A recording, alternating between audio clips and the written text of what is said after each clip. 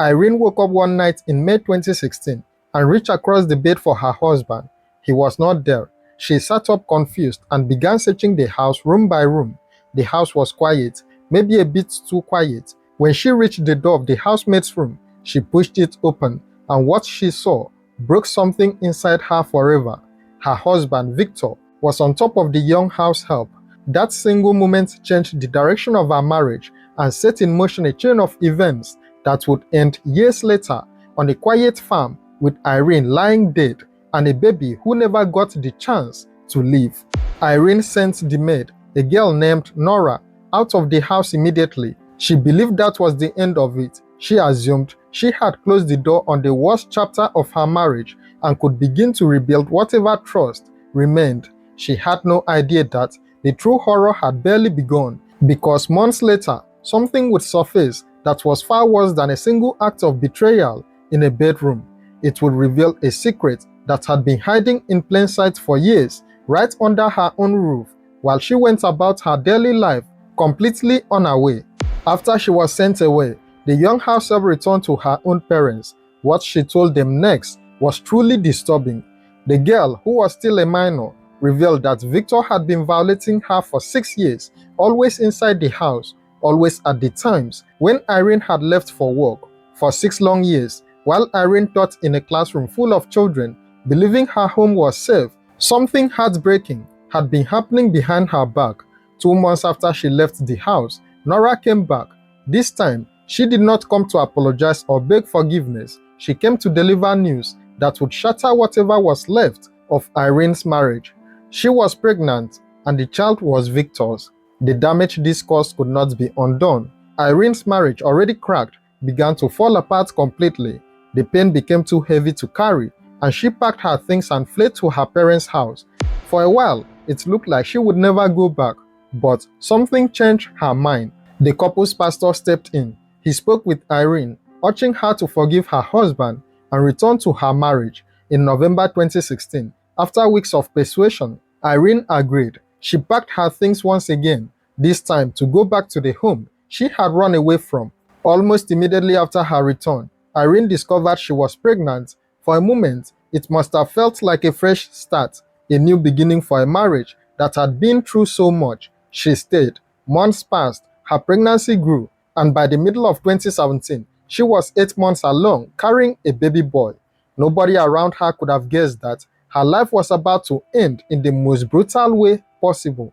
On the 2nd of July, Irene and Victor went to their farm in Kangang, an area in the new Abuja part of Jos South in Plateau State. Irene had told her colleagues at government secondary school, where she worked as a teacher, that she was going to plant tamba seeds on a piece of land she had recently purchased. It was supposed to be an ordinary day, the kind of day that comes and goes without anyone remembering it. Nothing about it suggested danger, but something happened on that farm, something Victor would later try and fail to explain fully away. Moments after arriving, Victor made a call. He phoned his brother and asked him to come quickly. When his brother arrived, Victor told him that Irene had suddenly complained of dizziness and slumped to the ground. Together, the two men rushed her into a car and sped toward the Air Force Hospital in Jos. By the time they reached the hospital gate, Irene was already gone. At the hospital, doctors confirmed what Victor already seemed to know. Irene was dead on arrival, but there was still a chance to save her unborn son. Doctors rushed her into the theater for an emergency operation, hoping to deliver the baby safely. When they opened her up, they found that the baby was also dead. 2 lives lost in a single moment, and Victor's story of a sudden disease spell was about to fall apart completely. As the medical team examined Irene's body more closely, they noticed something that did not match Victor's explanation at all. There were clay marks around her neck, bruising, the unmistakable signs of strangulation. A woman who supposedly slumped from dizziness does not walk away with marks like that pressed into her skin. The doctors did not stay silent. They reported what they found to the police at Anglo-Jos station. The police immediately got to the scene, and Victor was taken in for questioning. Faced with the medical evidence staring back at him, Victor could not keep up the story about dizziness. He admitted to holding his wife by the neck. He claimed he never meant to kill her, but the evidence told a different story. one that pointed to a deliberate act of violence carried out in a quiet farm where no one else could see.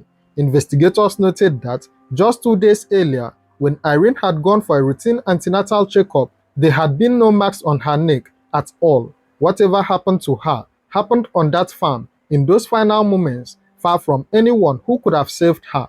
Police also learned that Victor had confessed to fathering a child with a young house help who had once shared his home with his wife.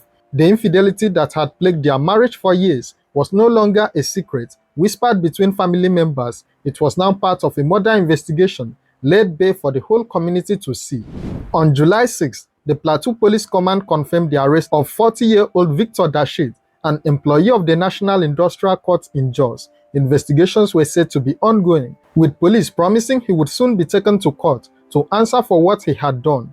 As the case moved through the justice system, another part of this story unfolded far from the courtroom. Irene's family, following the tradition of their people, made a decision that spoke volumes. They returned the bride price that Victor's family had paid for Irene's hand in marriage years earlier.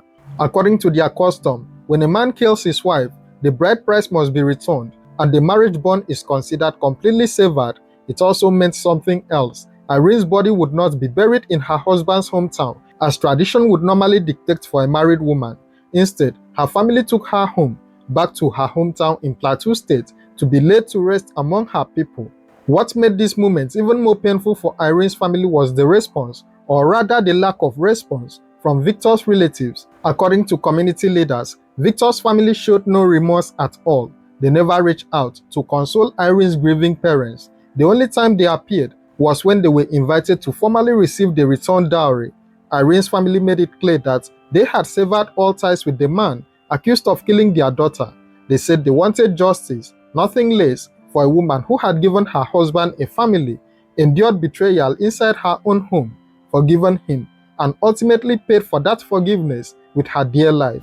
Irene left behind 2 young daughters, children who would grow up without their mother, in a home shattered by the very people who were supposed to protect them.